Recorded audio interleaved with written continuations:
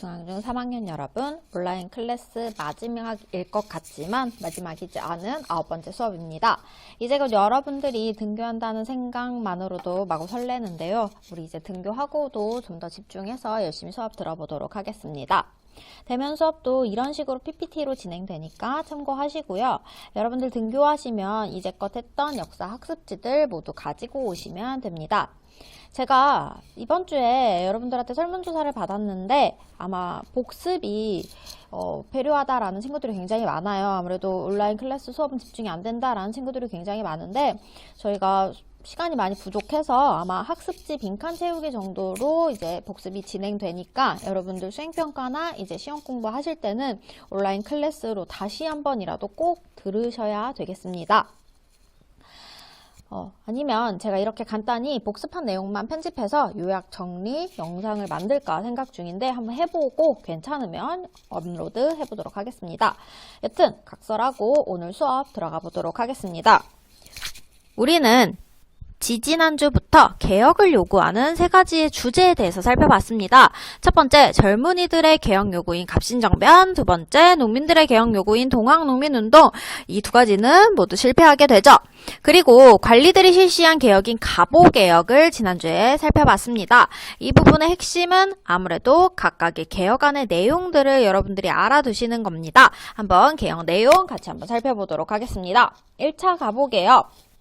네, 1차 갑오개혁의 내용들 이렇게 중요하게 나와 있습니다. 여러분들이 꼭 기억해야 된다라는 건 신문제가 드디어 없어졌다라는 것, 그리고 과거제 천년 만에 폐지됐다라는 것, 그리고 이제 조세를 급납화, 돈으로 낸다라는 것, 그리고 도량형이라는 거 설명했었죠? 킬로그램, 센티미터 같은 것들을 도량형이라고 합니다. 자, 그리고 2차 갑오개혁도 이제 진행이 됩니다. 2차 갑오개혁의 이제 포인트 단어는 홍범 14조라는 우리나라 최초의 헌법적인 성격을 이제 고종이 발표했다라는 거 중요하고요. 그리고 재판소를 설치했다. 그리고 지방관의 권한을 약화했다. 그리고 사범학교, 교사를 융성하는 학교, 그리고 외국어 학교, 아무래도 외국어를 배우면 뭐 통역사나 이런 사람들을 키우는 학교가 되겠습니다. 그리고 을미사변 직후에 3차 갑오개혁이라고 해서 해가 바뀌어요. 여기까지는 이 두 개는 이제 1894년이라고 한다면 이제 1895년에 실시되는 개혁이라고 해서 을미개혁이라고도 얘기합니다. 이제 을미개혁의 대표적인 건 단발령이라고 볼 수 있어요. 이제 단발령, 머리, 상투를 자른다라는 게 굉장히 중요하다라고 이야기했습니다. 자, 그리고 이때까지 우리나라는 농업 중심 국가였기 때문에 태음력, 즉 음력을 사용했다라고 한다면 이제는 서양에서 들어온 양력을 사용하게 됐다. 그래서 양력을 사용하게 되면서 1895년 11월 17일이 갑자기 1896년 1월 1일이 되는 매직이 생겼다라고도 얘기했습니다. 자, 그리고 여러분들 종두법이라는 걸 처음 듣는 친구들이 굉장히 많을 거예요. 여러분들 혹시 천연두라는 병, 지금은 없어진 병인데 천연두라고 해서 얼굴에 막 곰보빵처럼 곰보가 막 이렇게 수포가 올라오는 병이 있어요. 그 천연두라는 병을 치료하는 치료제가 이제 공식적으로 실시되었다라고 생각하시면 되겠습니다. 그리고 이제 갑신정변으로 인해서 우정국이 이제 그 정변에 참여지가 되면서 중단되었던 우체사무가 이제 갑오개혁, 3차 갑오개혁 때 진행이 되고요. 그리고 소학교, 즉 지금으로 말하면 초등학교가 만들어졌다라는 거, 이 내용들 각각 구분하셔서 여러분들 기억할 수 있으셔야 되겠습니다. 자, 그리고 이렇게 을미사변, 을미개혁이 실시된 이후에 고종은 일본의 영향력이 너무 커지자 고종과 세자는 밤에 몰래 러시아 공사관으로 피신을 가게 됩니다. 우리는 러시아 공사관이라고 해서 러시아 공사관으로 도망간다. 아관파천이라는 단어 여러분들 꼭 기억하세요. 중요한 단어이고 오늘 수업에도 자주 나오게 됩니다. 오늘 배울 내용은 아관파천 이후의 조선의 상황에 대해서 같이 한번 살펴볼 것입니다. 과연 아관파천이 단행되고 나서 조선에선 무슨 일이 일어났을까요? 어떤 일이 일어났는지 살펴보기 전에 오늘 우리 수업의 두 주인공 같이 한번 만나보도록 하겠습니다. 첫 번째 주인공은 바로 독립협회를 만든 사람, 이 사람이에요. 여러분들 혹시 이 사람 누군지 배웠는데 기억나실까요? 우리 지지난 수업 시간에 배운 사람이에요. 시간이 많이 흘러서 좀 사진이 많이 늙었죠. 이 사람이 누구냐? 바로 서재필입니다. 갑신정변 실패 후 일본으로 망망갔던 그가 다시 조선으로 돌아와서 무슨 일을 했는지 같이 한번 살펴볼 것이고요. 두 번째 주인공은 바로 고종, 조선의 마지막 왕이자 대한제국의 초대 황제입니다. 그는 왜 나라 이름을 조선에서 대한제국으로 바꿨을까요? 과연 이 둘이 꿈꾸는 원하는 세상은 어떤 세상이었을까? 같이 한번 출발하기에서 살펴보도록 할게요. 여러분들 학습지 출발하기 봐주시길 바랄게요. 자, 우선 고종이 꿈꾸는 세상 같이 한번 보도록 할게요. 이것은 그가 당시 반포했던 헌법의 내용이거든요. 자, 한번 같이 볼게요. 대한제국의 정치는 만세불변의 전제정치이다. 대한국 대황제는 무한한 군주권을 누린다. 대한국 대황제는 법률을 제정하여 그 반포와 집행을 명한다. 자, 여기서 누구에게 권력을 모두 집중해준다 라는 걸 알 수 있습니까? 바로 황제 중심국가라는 것을 살펴볼 수 있습니다. 그가 꿈꾸는 세상은 황제가 중심이 되는, 황제가 모든 권력을 갖고 있는 세상이다 라는 거 볼 수 있겠습니다. 자, 그렇다면 두 번째, 서재필이 꿈꾼 세상은 어떤 세상인지 같이 한번 읽어보도록 할게요.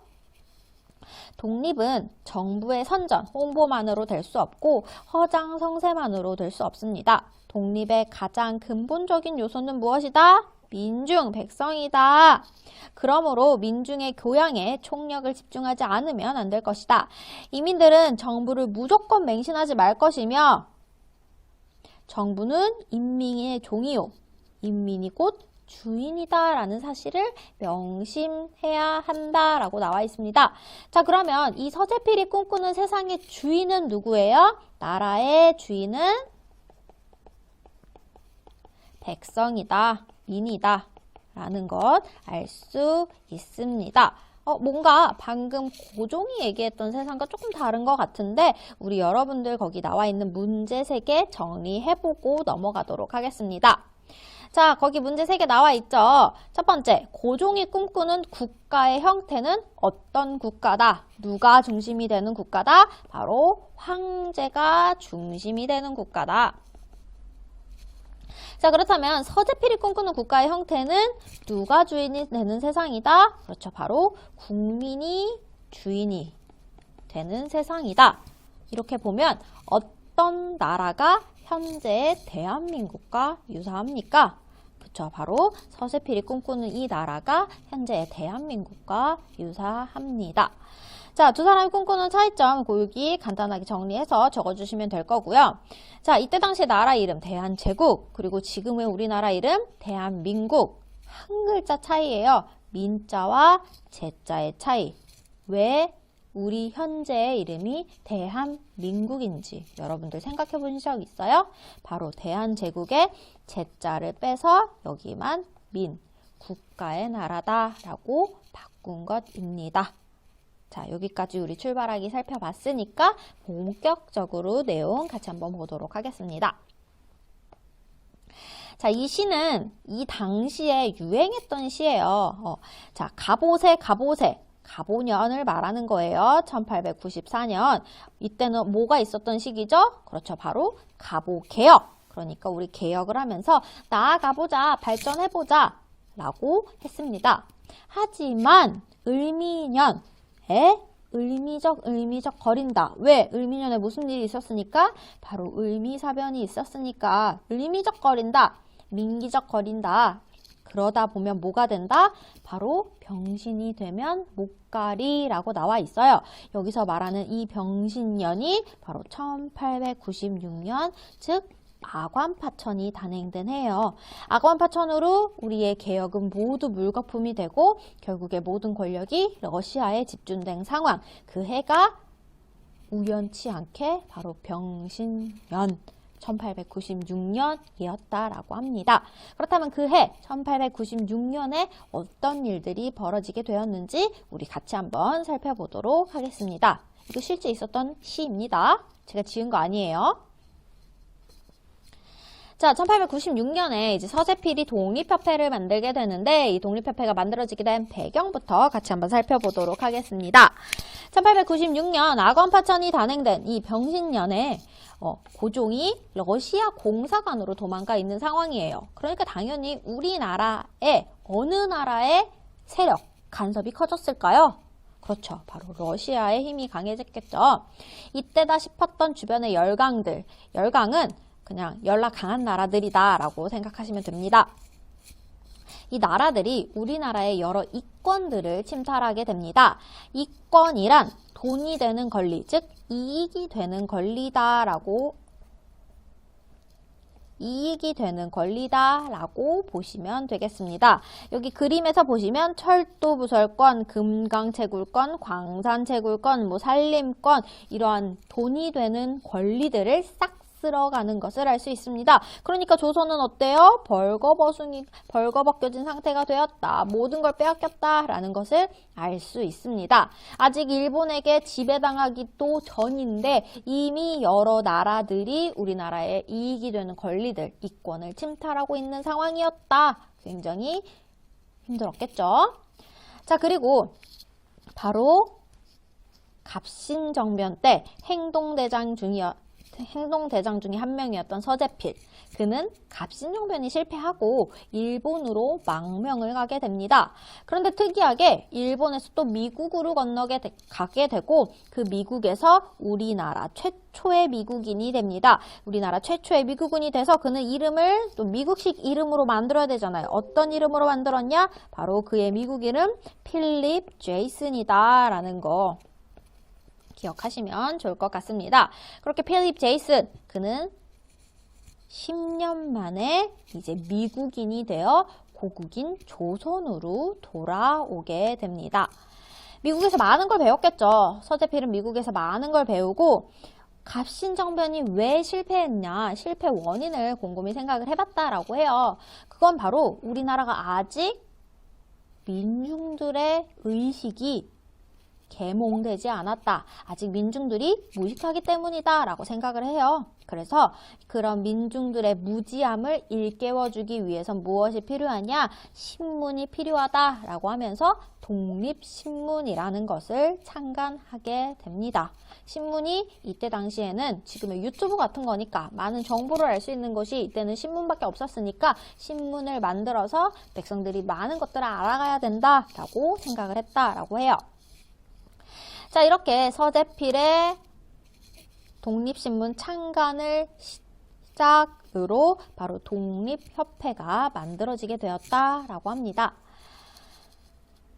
여기서 말하는 독립협회의 독립은 우리가 흔히 알고 있는 것처럼 일본으로부터의 독립이다라는 게 아니라 청을 포함한 우리나라를 간섭하는 다양한 열강 세력으로부터 독립해서 자주적인 독립국가를 만들자라는 의미입니다. 그리고 그런 나라를 만들기 위해서는 가장 중요한 민중, 즉 백성들의 힘을 길러야 한다라고 생각했던 단체입니다. 앞서 말한 것처럼 서재필이 만든 독립신문, 즉 그가 미국에서 온 미국인이기도 하고 외국도 우리나라의 상황을 알아야 한다라고 판단을 하여 그는 한글판뿐만 아니라 영문판 독립신문까지 발행했다라고 합니다. 그래서 여기 보시면 The Independent, 즉 Independent가 무슨 말이에요? 독립이라는 말이죠. 그래서 이렇게 영어로 된 영자신문도 만들었다라는 것 여러분들이 기억하셔야 할 특징입니다. 자, 그리고 두 번째로 독립협회는 어떤 특징을 가지고 있냐? 민중이 가장 중요하다라고 얘기를 했잖아요. 그래서 민중의 적극적인 참여를 지원을 해줬어요. 그 중에 가장 중요한 건 바로 회원의 자격의 제한이 없다라는 것입니다. 일정 가입비만 내면 모두가 회원이 될 수 있는 단체라는 것 기억하시고 넘어갈게요. 자, 그리고 이 독립협회는 외국 세력으로부터의 독립이다라고 얘기를 했었죠. 그래서 당시 조선에 명나라와 청나라의 중국 사신을 모시던 모화관과 그 앞에 세워졌던 영운문이라는 게 있어요. 그것을 없애고 외세의 세력으로부터 벗어나자라고 하는 독립문과 독립관을 건립합니다. 이게 독립문이에요. 자, 근데 이거 실제로 지금 있을까요? 없을까요? 네, 지금 실제로 존재합니다. 뿅, 이렇게 실제로 지금 존재하고, 제가 대학 다닐 때 이 근처를 굉장히 많이 지나가서 자주 봤는데 되게 커요. 되게 크고 뭐랑 비슷하다라고 느끼냐? 여러분들 혹시 요거 본 적 있어요? 바로 프랑스 파리의 개선문과 비슷합니다. 이 개선문을 만든 사람이 바로 나폴레옹이었다라고 합니다. 이것을 모티브로 지었다라는 것 TMI로 기억하시면 좋을 것 같습니다. 자, 그리고 네 번째로는 다양한 토론회와 연설회를 개최했다라고 해요. 다양한 의견을 나누고 그래야 민중들의 어떤 의견들을 갖고 있는지 들을 수 있었기 때문이다라고 하는데, 우리 간단하게 몇 개씩 한번 보도록 할게요. 자, 여기 보면은 조선의 급선무는 인민의 교육이다 라는 주제로 토론을 했었고, 또 여기 세 번째 줄 보면은 국문을 중요하게 여긴다. 한글을 중요하게 공부해야 된다 라는 거고, 네 번째 동포 형제 남녀 간의 사고 파는 것은 의리상 불가하다. 이 말은 지금 무슨 말이에요? 인신매매 하지 말자라는 소리겠죠. 인신매매 하지 말자라는 말이고, 또 여기 독립신문을 만든 단체이기 때문에 뭐가 중요하냐? 그쵸, 신문 반포를 해야 된다라는 주제. 그리고 밑에 보면 탐관오리를 비판해야 된다. 그리고 우리 국토를 남에게 빌려주는 건 온당치 않다. 당연하지. 우리 땅인데 왜 남의 나라에게 빌려줍니까? 그리고 마지막 중요하죠. 백성의 권리가 높아질수록 임금의 지위도 높아지고 나라가 떨칠 수 있다. 즉, 이 단체는 누구의 힘을 길러야 된다? 백성의 힘을 길러야 한다라고 주장하는 단체라는 것을 알 수 있습니다. 자, 그리고 이러한 백성들이 모여서 토론회도 하고 연설회도 하고 하는데, 그 중에 가장 대표적인 걸 이제 만민공동회라고 합니다. 민중들이 모여서 이루어진 단체이기 때문에 가입한 만 백성들이 모여서 이제 뭔가 이렇게 전반적인 연설회 뭐 이런 것들을 했다라고 생각하시면 되는데, 이때 주요 내용이 아관 파촌 이후에 세력이 커진 러시아를 견제하는 것뿐만 아니라 우리나라를 괴롭히는 다른 나라들의 이권 침탈을 거부하자라는 내용이었다라고 합니다.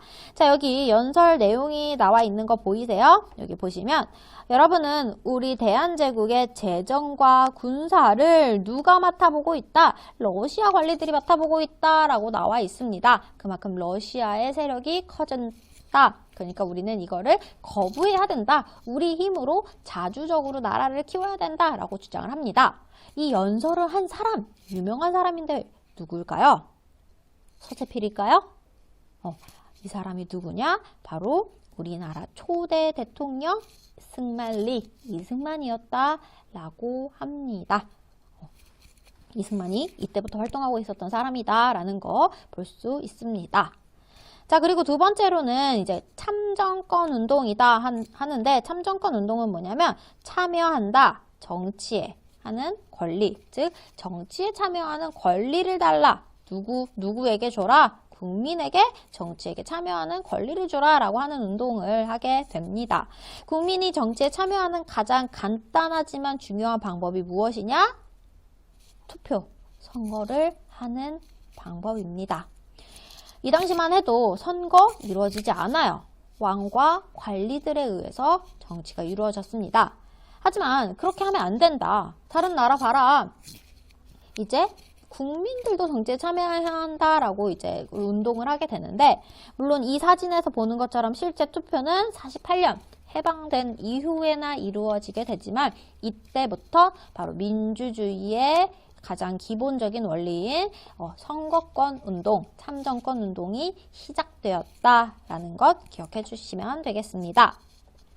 자, 이렇게 백성들이 너도 나도 이제 우리의 권리를 주세요. 우리도 정치에 참여해야 됩니다. 이렇게 얘기를 하게 되자, 이제는 만민, 백성들뿐만 아니라 관리들까지 이제 이런 연설회에 참여하게 되는데, 우리는 관리와 백성이 함께 참여한다라고 해서 관민공동회라고 합니다.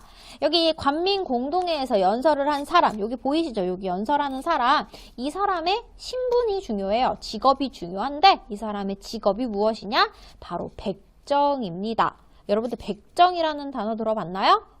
소나 돼지를 도축하는 사람들을 백정이라고 하는데 조선시대에서는 이 사람들을 노비, 천민보다도 낮은 대우를 했다라고 할 만큼 미천하게 대접을 받았어요. 1894년에 갑오개혁 때 신분제가 폐지되었음에도 불구하고 이들은 신분증에 빨간 점을 찍어서 학교에도 못 가게 차별을 했다라고 합니다. 그렇게 낮은 계층으로 천대받던 백정이 관리와 백성들이 모두 참여한 관민공동회에서 대표자를 연설을 한다라는 것, 굉장히 중요한 의미가 있다라는 것도 알 수 있습니다.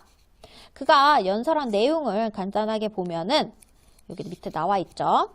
나라와 백성이 잘 살기 위해서는 관과 민의 힘이 합쳐져야 합니다. 저 차일에 비유하건대 차일이 이런 것들을 차일이라고 합니다. 한 개의 장대로만 받치면 역부족이에요. 하지만 많은 장대들로 지지하면 잘 세워지지 않습니까? 그러니까 우리 싸우지 말고 힘을 합쳐야 된다 라고 연설을 합니다. 굉장히 명연설이다라는 것도 생각해 볼 수 있습니다. 그리고 이 관민공동회에서는 이제 6개의 국정개혁안을 발표합니다. 우리 조선이 대한제국이 더 잘 살기 위해서는 이러이러한 개혁이 필요합니다. 라고 6가지의 이제 안이 발표되는데 우리 한번 같이 살펴볼게요. 6가지 중에 이제 5가지를 중심으로 한번 살펴볼 건데 이 5가지의 내용을 같이 한번 볼게요. 좀 이 개혁안 내용 자체의 원문은 조금 어려우니까 우리는 이거를 좀 쉬운 말로 풀이를 해서 보도록 할 겁니다. 1조, 외국에 의존하지 말고 관민이 협력하여 전제 환권을 공고히 할 것. 즉, 이 말은 무엇이냐? 외국의 간섭으로부터 독립하자라는 말이겠죠. 2조, 외국과의 이권에 관한 계약과 조약은 각 부의 대신과 중추원 의장이 함께 날인하여 실시할 것. 그렇게 중추원 의장 그리고 대신들이 함께 상의를 해야 된다. 그래야지만 외국으로부터 이권을, 이익이 되는 권리를 보호할 수 있다라는 말입니다. 3조, 재정은 탁지부에서 모두 관리하고 예산과 결산을 국민에게 알릴 것. 즉, 재정을 일원화, 한 곳에서만 재정을 관리해서 그렇게 해야지만 재정을 투명하게 백성들에게 공개할 수 있다라는 거. 누군가가 뒤에서 몰래 돈 꼼쳐갈 수도 있잖아요. 그런 거를 없애기 위해서는 한 곳에서 제대로 관리를 해야 된다라는 말입니다. 4조, 중대한 범죄는 공판하고 피고의 인권을 존중할 것. 이 말은 아무리 죄를 가진 흉악한 범죄자라도 무조건 죄는 법정에서 재판을 해야 한다. 그래서 죄형 법정주의다라는 말을 지키자라고 이야기합니다. 마지막 5조, 책임가는 정부의 그 뜻을 물어 과반수가 동의하면 임명할 것. 과반수가 동의한다. 이 말은 즉 인사행정, 이제 관리를 뽑을 때 공정하게 많은 사람들의 의견을 듣고 뽑아라 라는 이야기입니다. 어떻게 보면 지금으로서는 굉장히 다양한 내용들인데 지켜지기는 굉장히 또 힘든 내용들이에요. 이게 이미 1896년, 8년 이때 나왔다라는 것을 알 수 있습니다. 이렇게 조선이라는 나라를 민주주의로 가게 하기 위해서 굉장히 많은 노력을 했던 독립협회가 오래오래 지속되면 참 좋았을 텐데 이렇게 인기가 많으면 뭐도 값이 많아지냐? 질투도 많아지게 됩니다. 독립협회가 아무래도 급진적이고 굉장히 개혁적이다 보니까 반대파가 많았어요. 이 반독립협회 쪽에서 독립협회가 황제를 폐위하고 황제가 없는 공화정을 실시하려고 한다라는 유언비어를 퍼뜨리게 됩니다. 당연히 이게 사실이 아니라도 이러한 소문이 돌게 되면 고종 당연히 불편할 수밖에 없어요. 그래서 결국 고종은 보부상으로 이루어진 독립협회가 아닌 황국협회에다가 은밀하게 명을 내려 결국에 독립협회를 풍비박산 내서 강제로 해산시켜 버리게 됩니다.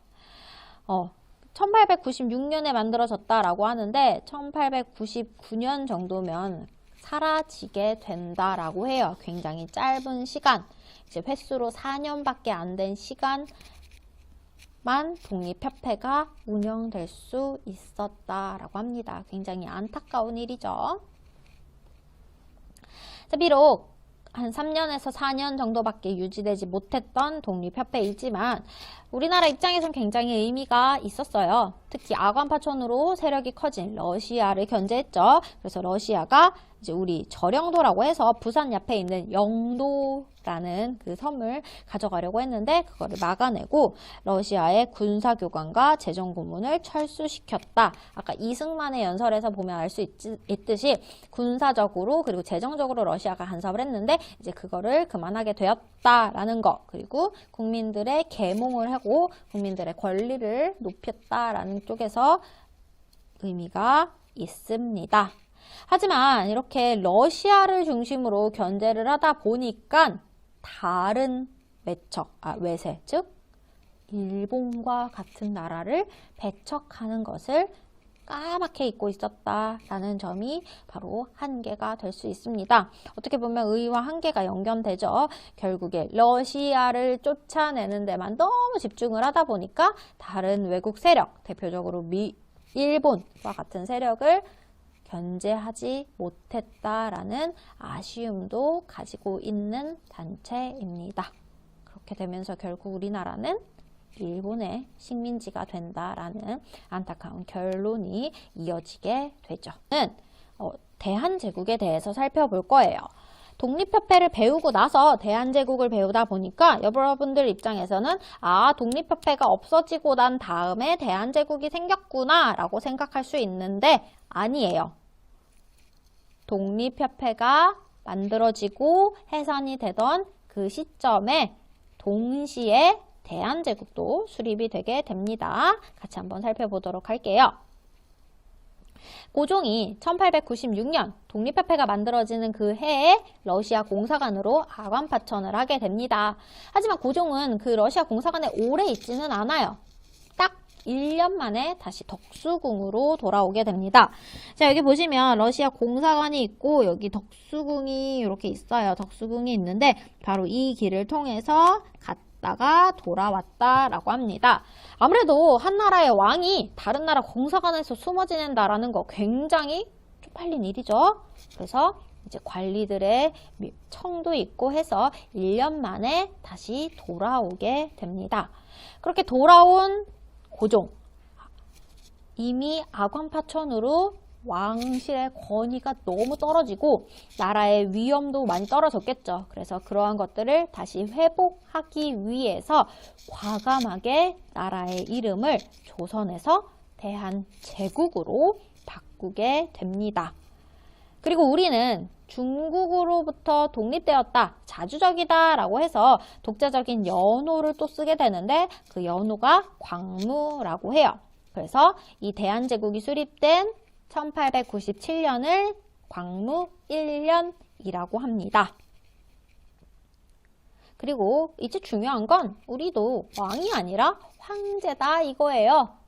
그리고 그러면 세자는 뭐가 될까요? 황태자가 되겠죠. 이런 식으로. 그리고 전하, 에코. 전하 우리 이러잖아요. 왕을 부를 때 이제 전하라고 하지 않아요. 폐하라고 합니다. 원래는 이런 칭호들은 중국만 썼던 칭호예요. 아시아에서 유일하게 중국만 썼던 칭호인데 이제 우리도 중국과 똑같이 이런 칭호 쓸 거다라는 이야기입니다. 만약에 이 대한제국이 일본으로 인해서 없어지지 않았다면 아직까지 이런 왕이 존재하지 않을까라는 상상도 해보긴 합니다.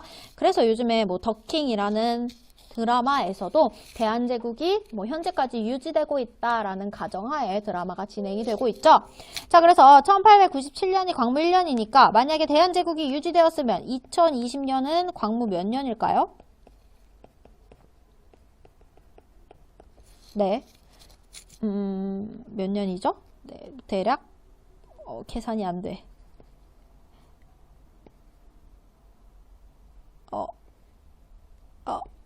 한 104년? 광무 104년 정도가 되겠다라고 생각하시면 되겠습니다. 만약에 수학이 틀려도 이해해주세요. 전 역사 선생님이니까.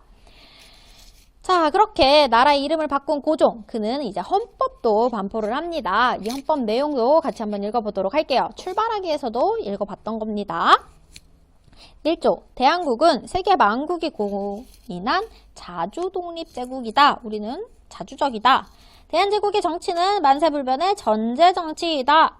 대한민국 대왕제는 무한한 군권과 군주권을 누린다. 대한민국 대왕제는 법률을 제정하고 그 반포, 집행까지 한다. 한마디로 요약하면 어떤 내용입니까? 대한민국의 최고 권력은, 대한제국의 최고 권력은 황제다. 황제가 짱인 나라가 대한제국이다 라는 걸 알 수 있습니다. 자, 그럼 현재 우리 대한민국의 헌법과 한번 비교해 볼게요. 자, 대한민국의 헌법의 1조 보면은 대한민국은 민주공화국이다. 민주공화국이다. 전제정권과 비교되죠. 그리고 대한민국의 주권은 국민에게 있고 모든 권력은 국민으로부터 있다. 군주권과 있다라는 대한제국과 비교해 볼 수 있습니다. 대한제국의 최고 권력이 황제에게 있다면 대한민국의 최고 권력은 누구에게 있다? 바로 국민에게 있다라는 거 비교해 볼 수 있겠습니다.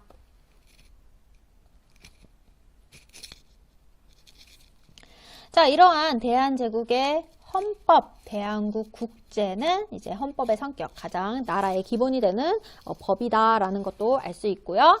그리고 세계 만국이 공인한 대한독립제국이다. 아까 앞에서도 살펴봤죠. 세계 만국이 공인한 자주독립제국이다. 그리고 세 번째는 이제 황제에게 모든 권력을 갖고 있다라는 것. 그렇기 때문에 아무래도 한계점은 국민의 권리가 없다라는 거, 황제의 권리만 규정한다라는 점이 조금 아무래도 한계점으로 나타날 수 있습니다. 자, 그렇게 헌법도 발표하고 대한제국은 개혁도 진행이 됩니다. 우리 물론 1차 가보개혁, 2차 가보개혁, 3차 가보개혁, 을미개혁까지 진행이 되었지만 아간파천으로 인해서 중단되었어요. 여러 가지 개혁들이. 그래서 이제 대한제국에서 다시 한번 개혁을 실시하는데 이제 이 개혁을 연호를 따서 광무개혁이라고 합니다. 그리고 광무개혁의 목표가 구본신참, 옛 것을 근본으로 새 것을 참고한다. 즉 전통적인 조선이라는 우리나라의 기틀 위에다가 새로운 서양의 문물들을 받아들여서 나라를 만들자라고 하는 걸 구본신참이라고 합니다. 자, 그럼 여기서도 개혁의 내용들 굉장히 중요하겠죠? 개혁 내용 같이 한번 살펴보도록 할게요. 첫 번째로 이전에 갑오개혁의 한계점이라고 했던 군대를 강화하게 됩니다. 갑오개혁 때는 일본이 개입을 했기 때문에 아무래도 군사력을 강화하는 개혁은 어려웠다라고 해요. 하지만 이번에는 고종, 즉 우리나라 황제가 하는 거니까 우리나라를 강하게 만들기 위한 개혁으로 군대를 강화시켰다라는 것 기억하세요. 이거는 갑오개혁의 한계를 보완했다라는 거죠. 자, 그리고 두 번째도 볼게요. 두 번째도 갑오개혁 때는 진행되지 않았던 토지개혁입니다. 우선 양전사업을 통해서 국가에 세금을 거둘 수 있는 토지가 얼마나인지 측정을 하게 됩니다. 이를 구체적으로 파악을 해야 세금을 걷고 그 세금으로 국가를 운영할 수 있기 때문이죠. 물론 백성들에게도 억울하지 않게 많은 세금을 괜히 억울하게 내지 않게 이제 공정하게 세금을 내게 하겠다라는 목표로 이제 양전사업을 실시하게 됩니다. 그리고 그렇게 양전사업이 실시되고 그 토지의 주인들을 이제 다 정해줍니다. 그래서 이만큼의 땅은 네 거, 이만큼의 땅은 네 거. 그래서 명확하게 토지의 소유권을 밝혀줘야지 억울하게 세금을 내는 사람들이 안 생기게 되겠다라고 합니다. 지금은 이제 토지 소유권보다는 이제 집 소유권, 뭐 부동산 소유권 이런 것들이 중요한데 이때는 아직 농업 시대였기 때문에 토지가 매우 중요했다라는 것을 알 수 있습니다. 지계, 이거 기억해 주세요. 토지 소유권을 발급해 준 게 지계라는 거다. 자, 그리고 토지를 중요하게 했던 농업 국가이긴 하지만 이제 다른 서양의 나라들처럼 되려면 상공업 같은 것도 해야 돼요.